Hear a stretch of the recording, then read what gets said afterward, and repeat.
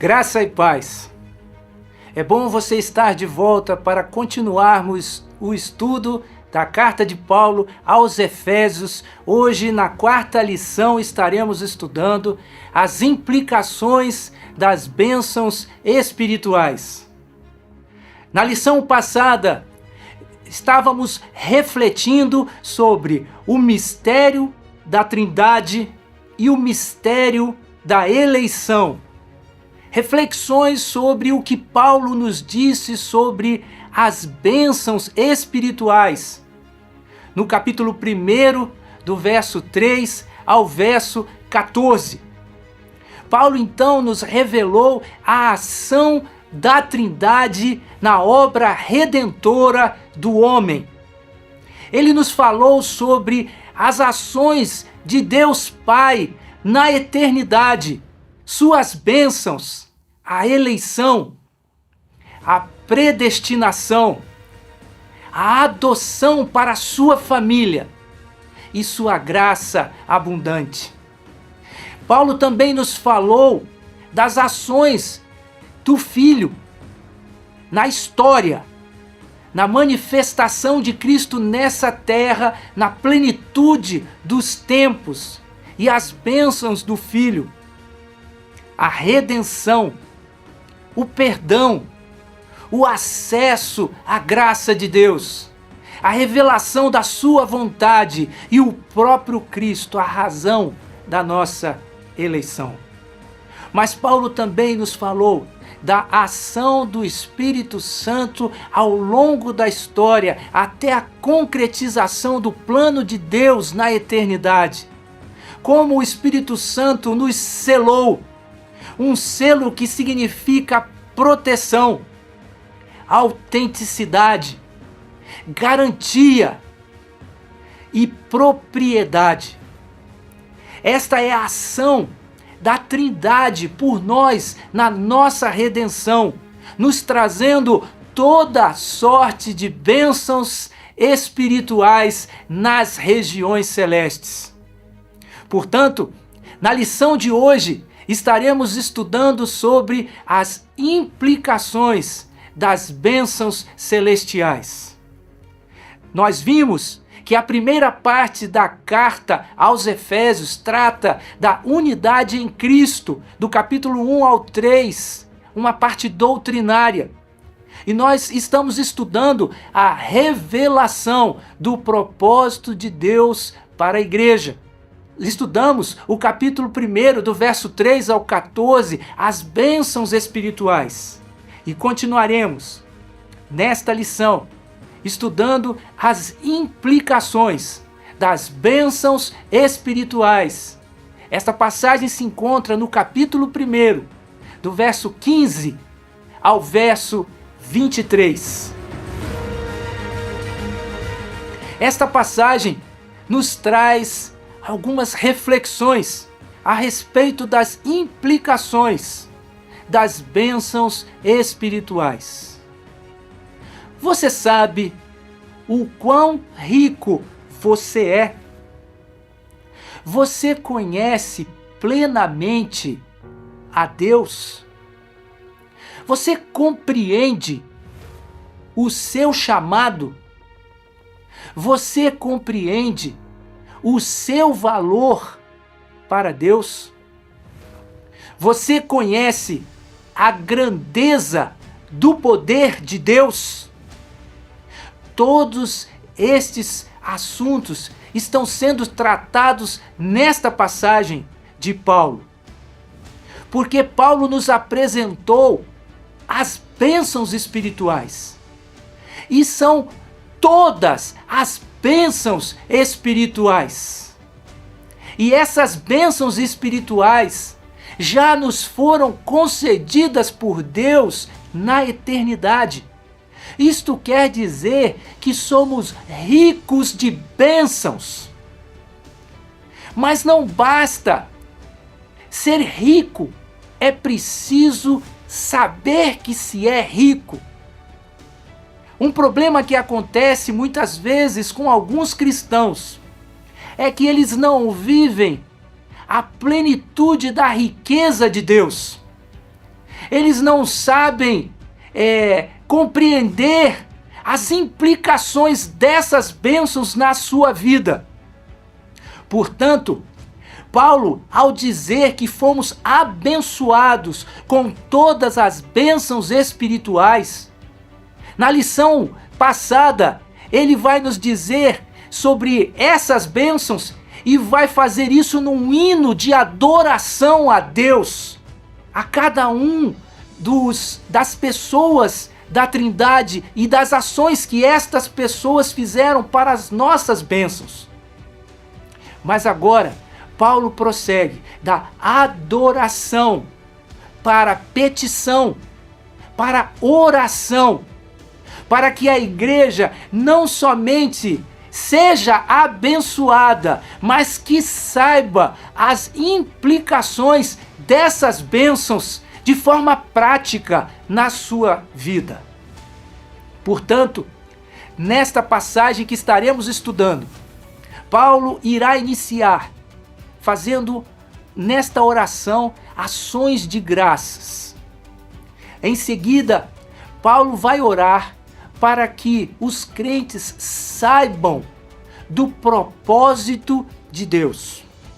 Em seguida, Paulo vai orar para que saibam do poder de Deus. E por último, Paulo irá orar para que saibam da supremacia de Cristo. Vamos então refletir sobre esta oração de Paulo, as implicações das bênçãos espirituais. Inicialmente, Paulo começa no versículo 15 e 16, trazendo ações de graça. Por isso, também eu, tendo ouvido a fé que há entre vós no Senhor Jesus e o amor para com todos os santos, não cesso de dar graças por vós, fazendo menção de vós nas minhas orações.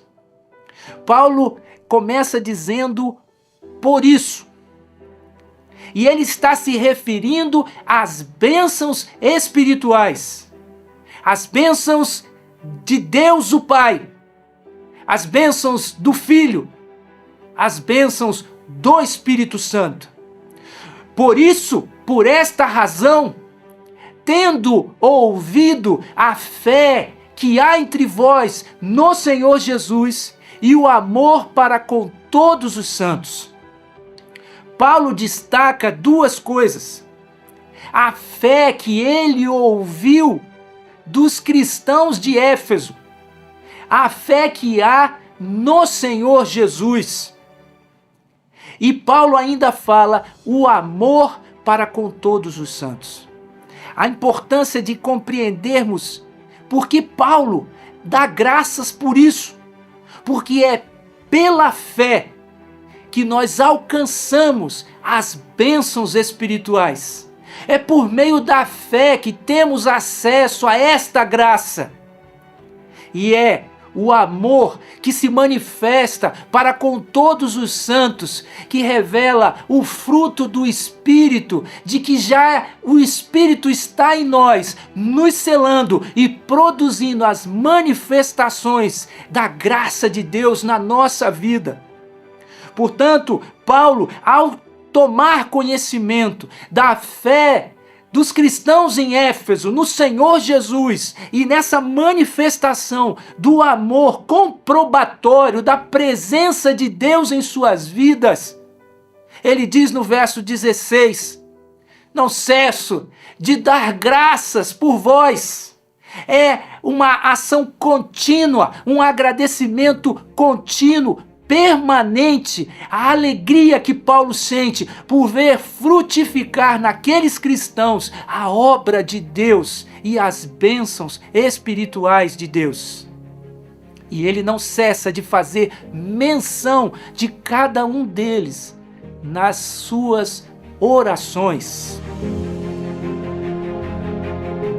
Em seguida, Paulo irá orar para que os cristãos saibam do propósito de Deus. Acompanhe o verso 17. Para que o Deus de nosso Senhor Jesus Cristo, o Pai da glória, vos conceda espírito de sabedoria e de revelação no pleno conhecimento dele. Portanto, Paulo está orando por 3 aspectos importantes. O primeiro dele é para que Deus nos conceda espírito de sabedoria e de revelação. Isso quer dizer que isso é uma dádiva de Deus. É Deus quem nos concede esse espírito de sabedoria e de revelação. E o que significa isso? Espírito de sabedoria, para ter discernimento espiritual. Esse discernimento espiritual que não pode ser alcançado pelas nossas faculdades mentais, pelo nosso estudo particular, pelo nosso intelecto.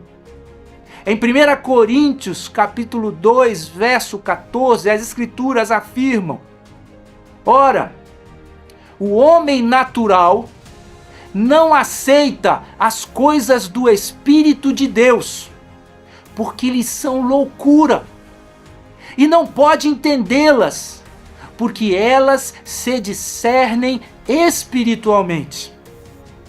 Ao falar das bênçãos espirituais de Deus na eternidade, na história e no futuro, na consumação, toda sorte de bênçãos espirituais, elas não podem ser compreendidas plenamente apenas com o nosso intelecto, porque o homem natural não pode compreender as coisas espirituais.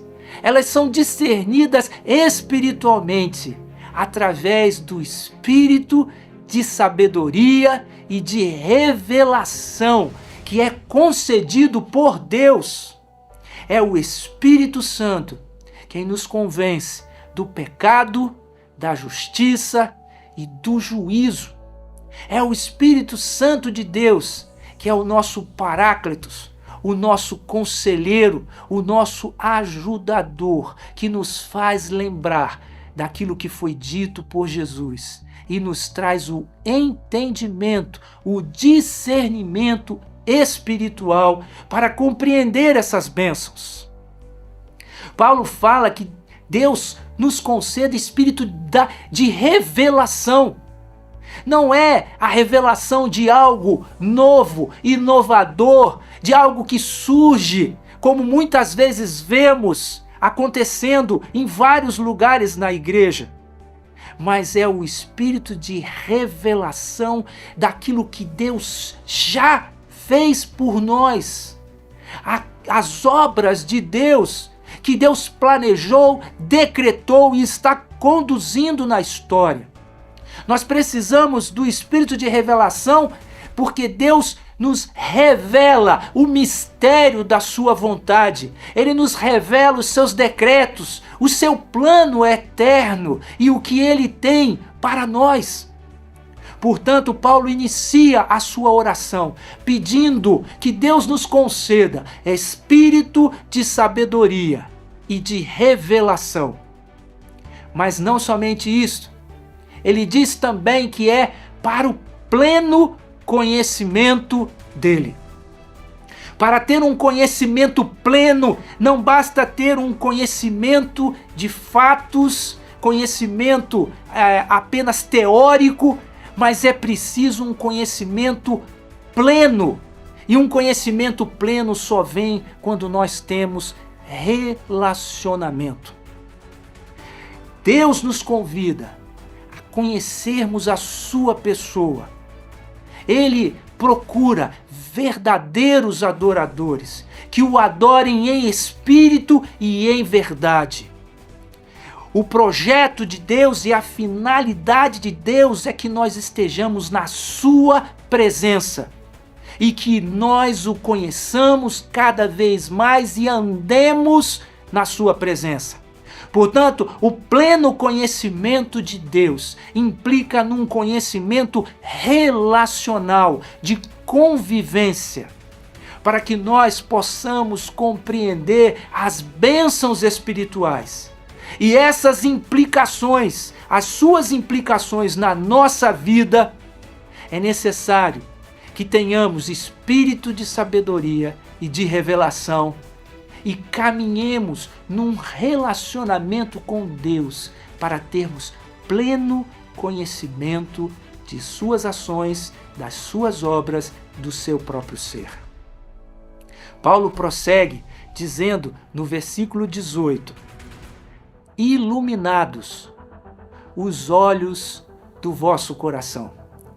E aqui coração não está relacionado com o sentimento, mas Paulo pede que o nosso coração, a essência do nosso ser, o nosso íntimo, aquilo que está mais profundo em nós, o nosso ser interior, seja iluminado.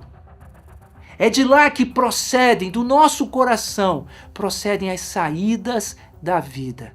E é lá que Deus tem que iluminar o nosso coração, para compreendermos as suas bênçãos. Ainda no verso 18, ele diz: para saberdes qual é a esperança do seu chamamento. Tudo isto, a iluminação do coração, o conhecimento pleno de Deus relacionalmente, o espírito de sabedoria e revelação, para que nós possamos saber qual é a esperança do nosso chamamento. E aqui podemos destacar a esperança, porque este é um plano de Deus que começa na eternidade passada e se estende à eternidade futura. É um plano de Deus que está sendo desenrolado ao longo da história e irá se concretizar. E Deus nos chama a exercitar a esperança de que este plano irá ser consumado. Portanto, Deus nos chama para que o justo viva pela fé. E é pela fé na sua palavra que aguardamos com esperança pela concretização de todas essas bênçãos na nossa vida. E ele fala da esperança do seu chamamento. E fomos então chamados, convocados para um propósito que Paulo quer que saibamos, e ele está orando para que os cristãos saibam do propósito de Deus. E que propósito é este? Paulo vai nos revelar ao longo da carta aos Efésios várias implicações deste chamamento. Mas até aqui já podemos adiantar que este chamamento é para sermos santos e irrepreensíveis na presença de Deus. É um chamamento para sermos adotados como filhos, pertencendo à família de Deus. E é um chamamento para o louvor da sua glória. Precisamos conhecer e saber na prática, de forma relacional, vivendo e caminhando com Deus, para aguardarmos com esperança o cumprimento dessas bênçãos. Ainda no verso 18, prosseguindo, fala Paulo para sabermos qual a riqueza da glória da sua herança nos santos. Então, além de sabermos a respeito da esperança do nosso chamamento, da nossa vocação, temos também que saber a riqueza da glória da sua herança nos santos. A igreja é a herança de Deus. Você é a herança de Deus. Perceba que Paulo não está dizendo que nós vamos receber uma herança. Neste texto está sendo dito que nós somos a herança de Deus. Em Isaías, capítulo 53, verso 11 e 12, a Bíblia nos revela o seguinte a respeito de Jesus: ele verá o fruto do penoso trabalho de sua alma e ficará satisfeito. O meu servo, o justo, com o seu conhecimento, justificará a muitos, porque as iniquidades deles levará sobre si. Por isso, eu lhe darei muitos como sua parte, e com os poderosos repartirá ele o despojo, porquanto derramou a sua alma na morte. Foi contado com os transgressores, contudo, levou sobre si o pecado de muitos, e pelos transgressores intercedeu. A Bíblia nos revela que Jesus, em sua obra redentora, viu a herança que lhe estava proposta. E esta herança é a igreja. E ficou satisfeito. Nós somos a riqueza de Jesus. Nós fomos comprados pelo seu sangue. Portanto, nós somos a herança de Cristo. E quando nós pensamos a respeito disso, não há lugar para sentirmos baixa estima, para estarmos cabisbaixos, entristecidos, como se não tivéssemos valor para Deus, como se Deus não se importasse conosco. Pense sobre a esperança do seu chamamento. Ele nos escolheu nele desde a eternidade. E ele providenciou o nosso resgate e nos comprou com preço de sangue e ficou satisfeito com o penoso trabalho de sua alma e recebeu a igreja como herança. Em seguida, Paulo irá orar para que saibamos a respeito do poder de Deus. No verso 19, Paulo diz o seguinte: para que saibamos qual a suprema grandeza do seu poder para com os que cremos, segundo a eficácia da força do seu poder. Perceba que Paulo está orando para que os cristãos saibam, conheçam, por esse espírito de sabedoria e de revelação, por este conhecimento pleno de Deus que só é possível através do relacionamento com Ele, para que os cristãos saibam do seu poder, mas não somente do seu poder, mas da grandeza do seu poder. E não somente isto, mas da suprema grandeza do seu poder. Perceba quantos adjetivos e superlativos Paulo utiliza para que nós possamos conhecer e entender essa grandeza desse poder. Ele utiliza de diferentes substantivos para que nós possamos entender que este poder é grandioso, é supremo, segundo a eficácia da força do seu poder. Isto quer dizer que, além de grande e supremo, ele é um poder eficaz. A eficácia da força do seu poder. Ele não somente é um poder eficiente, mas um poder eficaz, que atinge todos os seus objetivos. Precisamos, irmãos, conhecer o poder de Deus, um poder supremo, grandioso e eficaz. No verso 20, ele diz: o qual exerceu ele em Cristo, ressuscitando-o dentre os mortos. Paulo está dizendo que é o mesmo poder, este grande, imenso e eficaz poder que Deus exerceu em Cristo, ressuscitando Jesus dentre os mortos. Este poder temos que conhecer, e este poder está presente e disponível na igreja.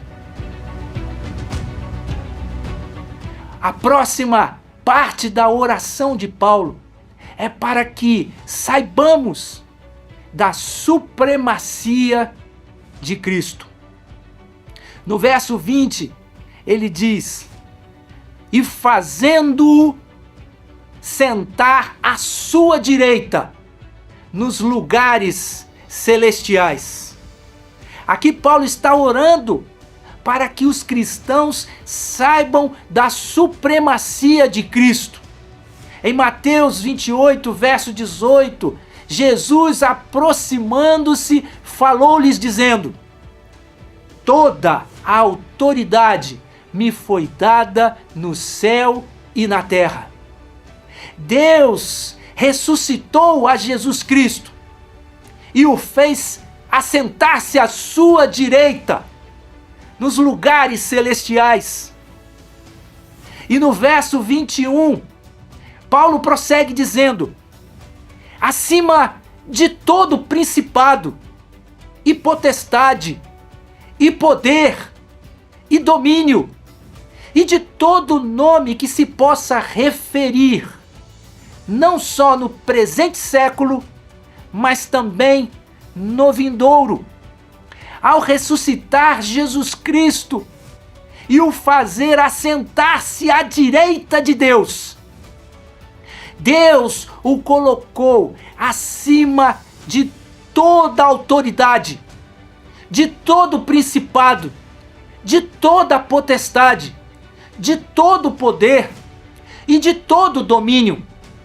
Não há nenhum cargo, nenhuma função, nenhuma posição que um homem possa ocupar, ou qualquer outra criatura, que esteja acima de Jesus Cristo. Ele está acima de todos.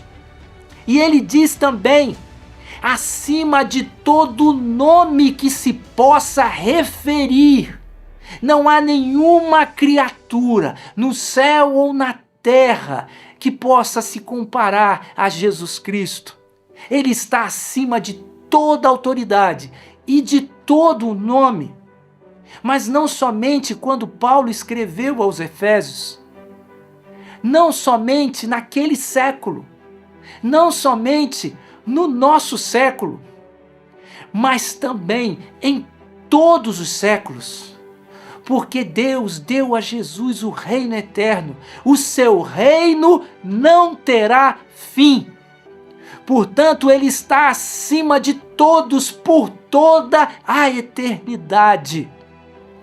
E no verso 22, Paulo afirma: e pôs todas as coisas debaixo dos seus pés.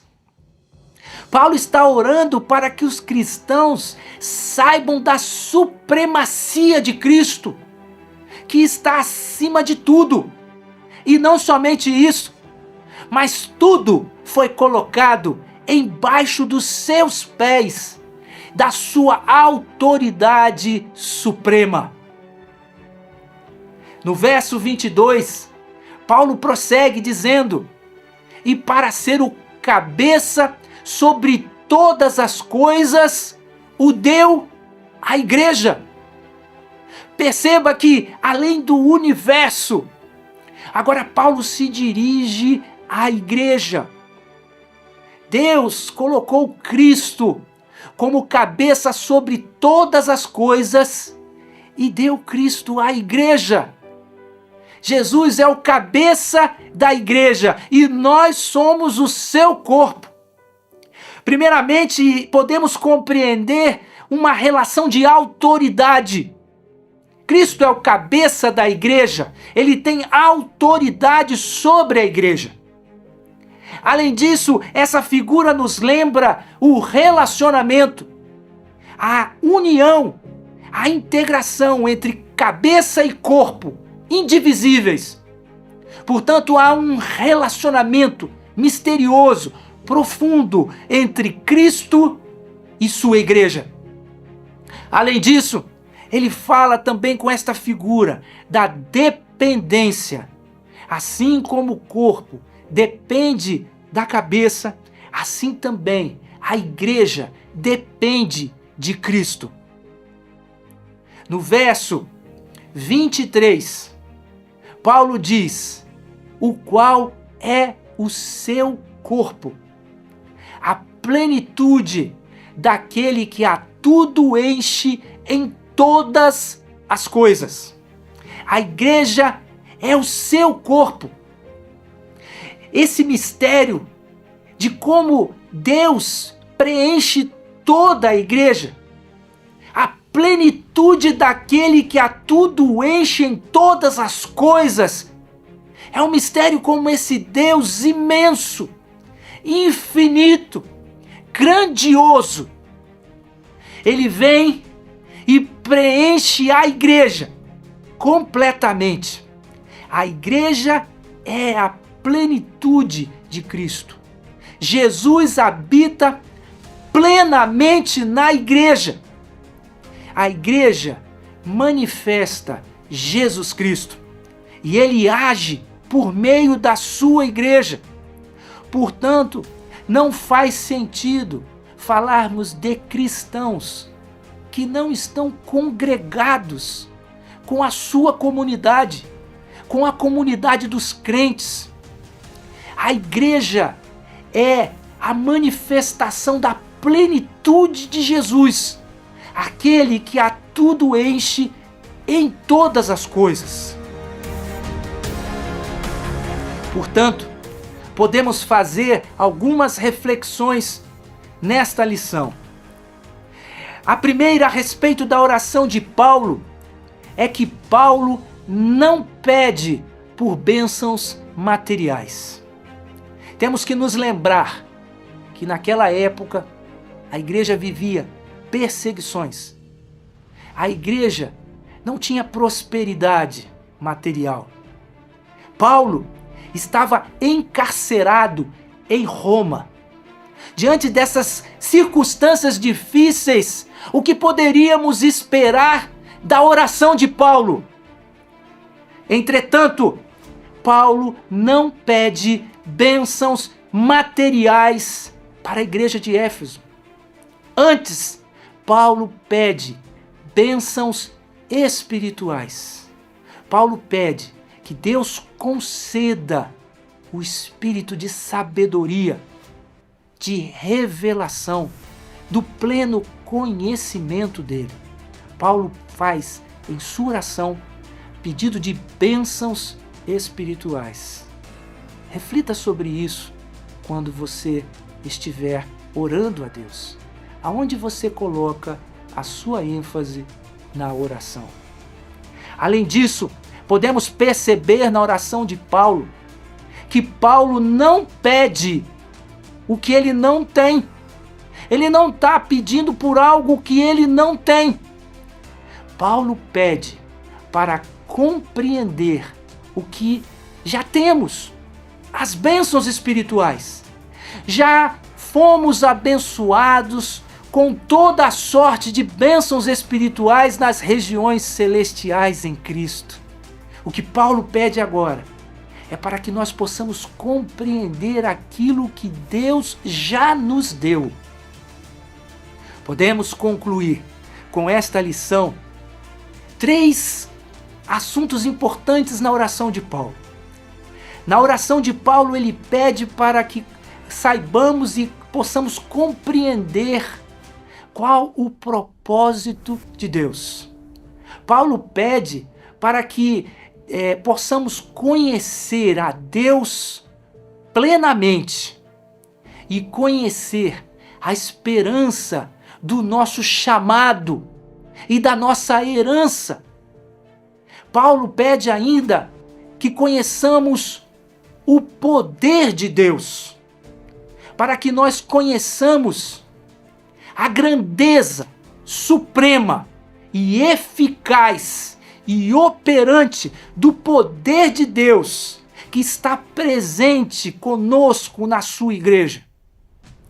E por último, Paulo pede para que conheçamos e saibamos da supremacia de Cristo, conhecendo a autoridade suprema de Jesus que está acima de todo nome e por todas as épocas e em todos os séculos. Conhecer a dependência da igreja em Jesus Cristo, que é o cabeça da igreja, aquele quem dirige a igreja. E para que conheçamos a plena presença de Cristo na igreja, que nos preenche completamente e nos capacita para testemunharmos o seu nome e revelarmos a vontade de Deus em Cristo Jesus. Portanto, nessa lição, estudamos as implicações das bênçãos espirituais. Reflita sobre isso. Peça a Deus, assim como Paulo pediu, para compreender estas bênçãos e você reconhecer que Deus tem um grande valor na sua vida e lhe tem chamado com um grande chamamento para uma grande vocação. Eu convido você para prosseguir caminhando no estudo da carta aos Efésios. Na próxima lição estaremos estudando agora não somente a revelação de Deus, mas agora como que Deus irá colocar este plano em execução, nos revelando como que Deus irá trazer a sua comunhão com Ele, restabelecendo a comunhão nossa com Deus. Eu te convido a estar presente na próxima lição. Aguardo você lá.